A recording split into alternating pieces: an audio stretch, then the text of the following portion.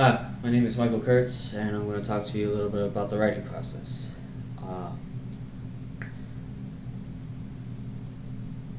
when you first begin writing, you want to understand what the teacher, the professor, or the instructor is asking of you. You want to understand if they want you to argue about a topic, or do they want you to evaluate a topic, or maybe even analyze one. That would be considered a genre. Like music has different genres, so writing has different genres. I'm comparing the two, so a genre.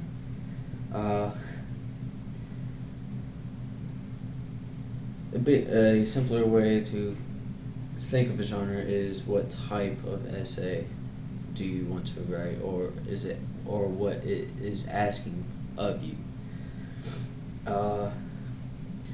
After that, your next step would be the topic. Be sure to pick a topic that you're somewhat interested in, or you know some information about. The more you can understand what you're really using what you're interested in, you're able to easily generate ideas. You can easily narrow down your research. It's much easier for you to be attentive to what you're reading. Because if you pick something that you don't know nothing about and you're not interested in, it's going to be dry information. You're not going to want to pay attention to what you're reading. Also, and that can be very bad for you. You can also ruin your essay, and now that you wasted all this time on it, you have less than a day to finish what your assignment. So you'll be inevitably screwed in the end. After that, you want to come up with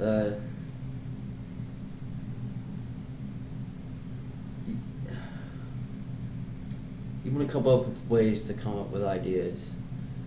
And there's many different ways to do it, such as brainstorming, which is taking a few minutes of your time, just coming up with ideas, and just spitballing. And others, clustering, like little circles, and just come to one idea. Things that are related in some way to it. So it's a way to organize your information that you're researching. Another one is free writing, which is just sitting down, writing everything down that's coming to your mind, like 5 to 10 minutes. That would be pretty hard because as you're writing, you're just gonna Taco Tuesday. It just is an idea. That has nothing to do with one of your ideas. I don't like doing that. What I like doing is drawing and sketching ideas. That's what helps me organize my ideas and what I want to come up with and stuff like that. Also, you need a thesis, and that can be a deal breaker if you screw up your thesis. You want to make sure your thesis narrow down what you're talking about. It could be points or statements. You can also ask some questions or try making your thesis into two.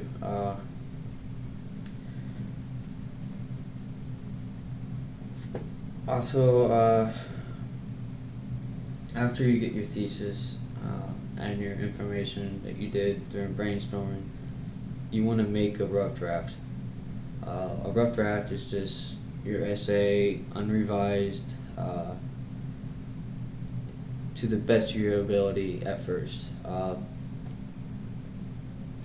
After that, you can read it to yourself or go get help and have someone else read it, and they can let you know what needs to be done, spelling errors, punctuation errors, if you need to remove something, or if it's irrelevant, or another idea that could go in there that's better suited for it.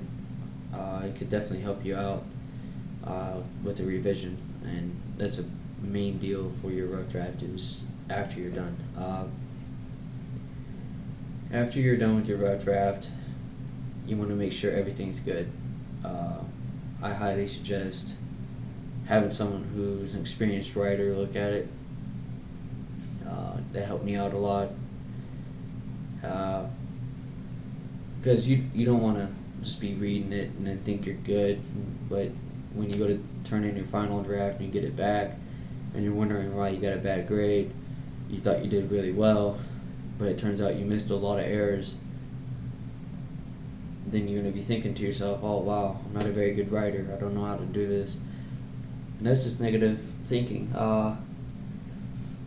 But the best opportunity for you to get a better grade and to make you a better writer is always talk to an experienced writer for like help, because in the end it's going to help you more than you just guessing if you're right or wrong.